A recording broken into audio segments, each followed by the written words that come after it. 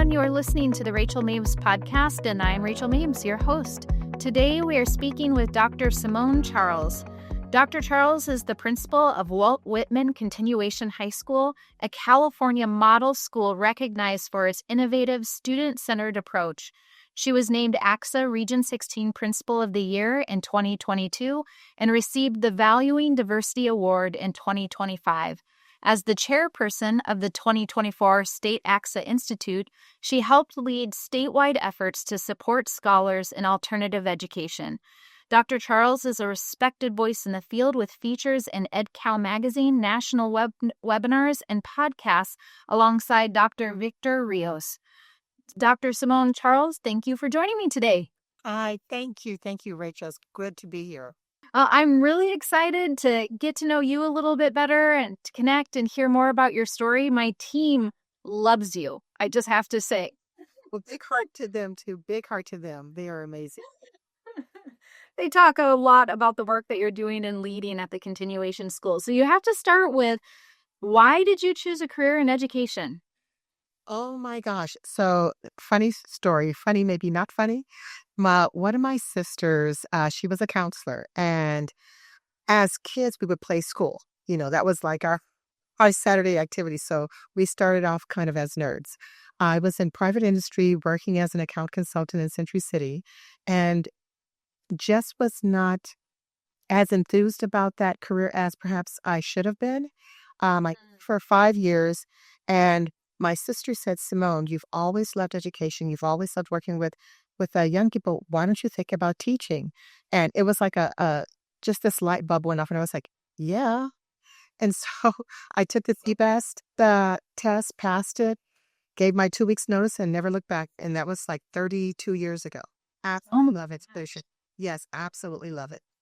So tell me a little bit about, like, what were you teaching and how did you choose this path and find this path in alternative education? Because that was my first teaching job, Simone. So I have for students that are in that space. So I'd love to hear how that became kind of your niche.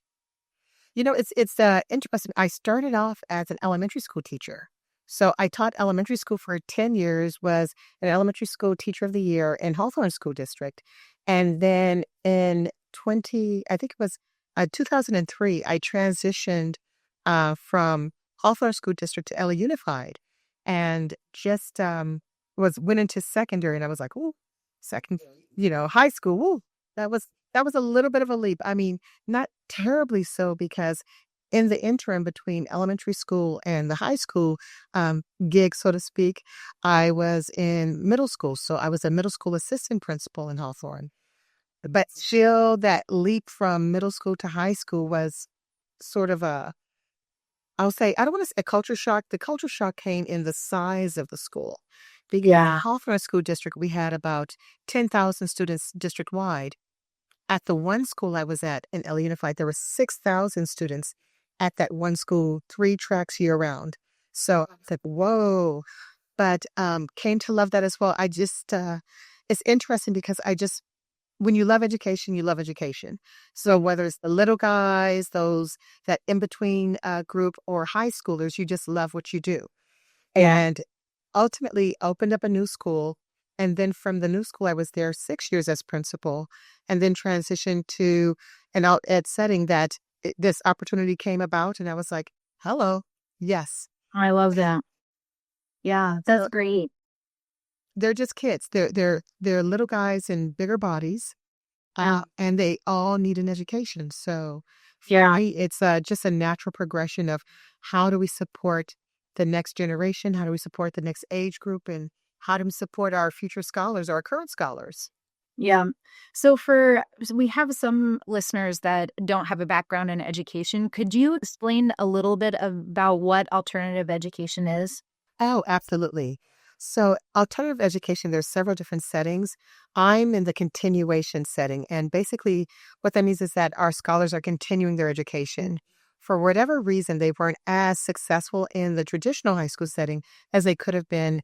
And that could be social-emotional reasons. It could be the the structure of the traditional high school setting, whereby you have 8 classes, or you have 2,000 scholars. And my school, we only have 75. So we actually get to know them. We get to know the families. We get to see them, and we help them catch up on credits. So they have fallen behind in credits and are not on track initially to graduate with their cohort, with their peers in their same grouping. We help them to catch up, and they have an option. They can either stay with us and graduate, or they can go back to their traditional high school and graduate. And interestingly enough, we have about 95 to 99% of the scholars who decide to stay with us. And Really? Yes, not you know what? in a continuation school. I think, well, first of all, we show them a lot of love and care. Yeah. And we get to know them. We know them by name. We know their families. I sit out there at lunch with them every day when we have lunch together. So my teachers are there. One of my teachers plays basketball with them every day during the lunch hour. So they actually have someone. It reminds me of that, where everybody knows your name, because everybody knows their name and they know who they are. We get to see them, and I tell them, you are seen. You're not invisible. Yeah. I know you. I know when you're not here. Yeah. And I tell them, I miss you when you're not here at school. Mm. Oh, I love that. Well, no wonder they're staying then. And that really does speak of the culture that you've created, because oftentimes, and that was my experience in alternative education programs, usually the goal is, how do we get back to the school that we were at? And so it creates a really high turnover of students that is the kind of a revolving door. And being able to look then at that contiguous enrollment data is so critical. But that's pretty impressive for you guys, and the setting and atmosphere you've created for those kids.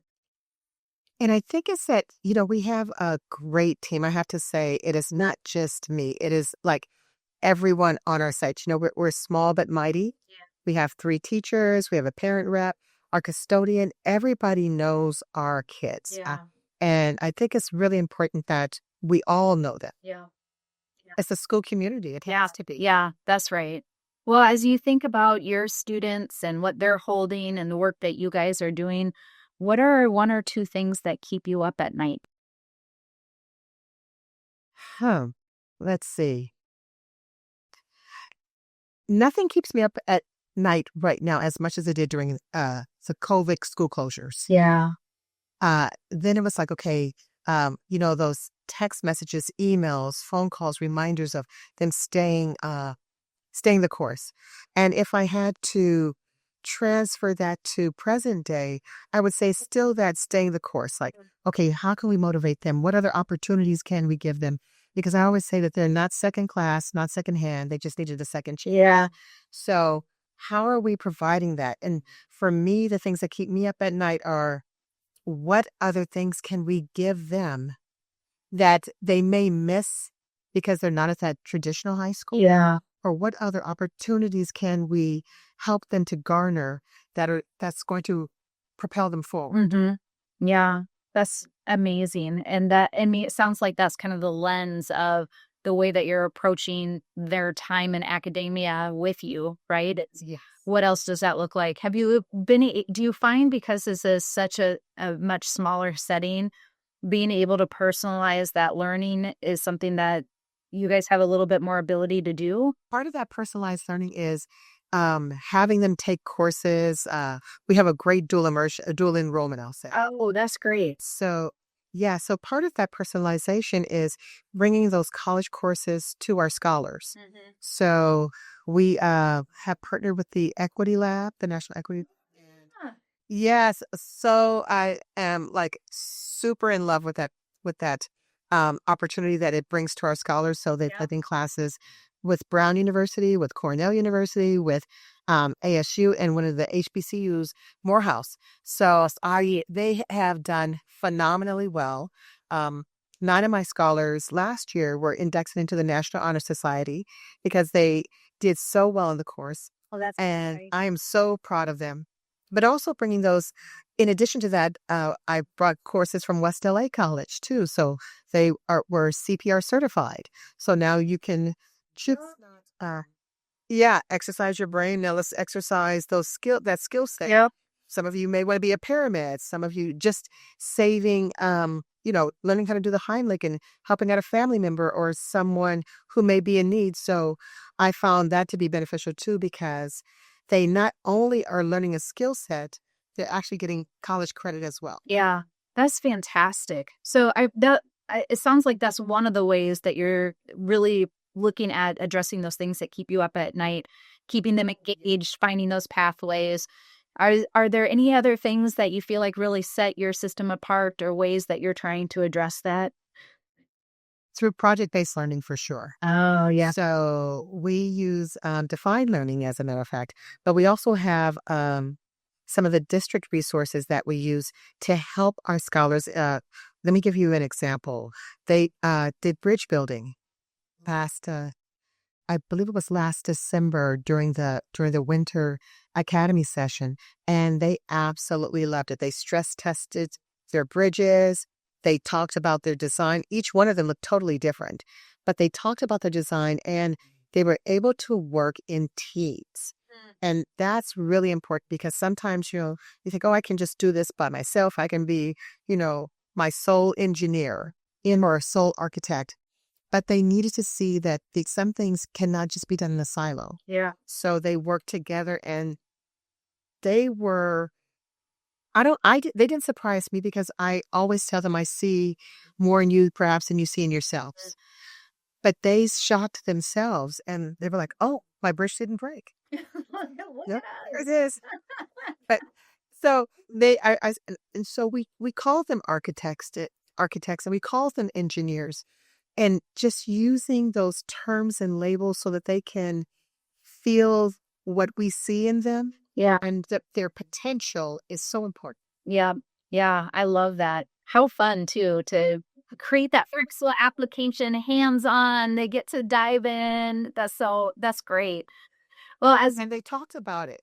yeah. They actually got a chance to describe what they did, the process that they went through, and how they had to change their design or use different materials. So that whole concept from start to finish of what it took to build this and to make it structurally sound was so important. And I just loved hearing them talk about it and explain it. So it was really neat. Oh, I love that. So it sounds like then they wrapped up with some sort of a presentation and went through the full thought process, what worked, what didn't work, how they had to adjust. That's fantastic. We videotaped them presenting their final bridge project. So during that presentation, they explained what they did in the process, the steps that they took, and who did what. Oh, yeah. How this person helped a little bit here, a little bit there, and then it ultimately came together. Oh, that's great. Awesome. That was really nice. Well, we're going to wrap up with our final question for our time together. What question in education are we not asking that we really should be? I think that we're not asking the scholars what they see for the future. So we plan for them, we guide them, and we help support them along the way. But we need to ask them what things that they think that they should be learning, because they're looking at things and seeing things through their lens and their age grouping. Yep. And we're not always aware of that. We talk to them, yes, but are we speaking with them and having them as thought partners? Yeah. So I think we need to, the question that we're not asking is, how can we further involve our scholars as being thought partners in their own education? Yeah. I love that, where they're the ones who are driving their path and what that looks like for them. Yeah. Yes, absolutely. Yeah. Well, Simone, it was just such a pleasure to have you on the podcast today. I really appreciate you. I so love meeting you, Rachel. Thank you so much. This was a really great opportunity to share about alt ed and continuation schools. So thank you so much. Yeah, and the great work you're doing and your kids. It's awesome. Oh, my scholars love it. Yeah. Super proud of them. Well, a friendly reminder, everyone, that Parsec Education's updated early bird sale is live until August 31st. Get 50% off tickets for the 2026 Measure What We Value Summit happening February 4th through 5th in Fresno, California. Don't miss this limited time offer and the opportunity to experience our incredible MC, Brandon Leake, Season 15 winner of America's Got Talent. Secure your tickets now at parsecsummit.com.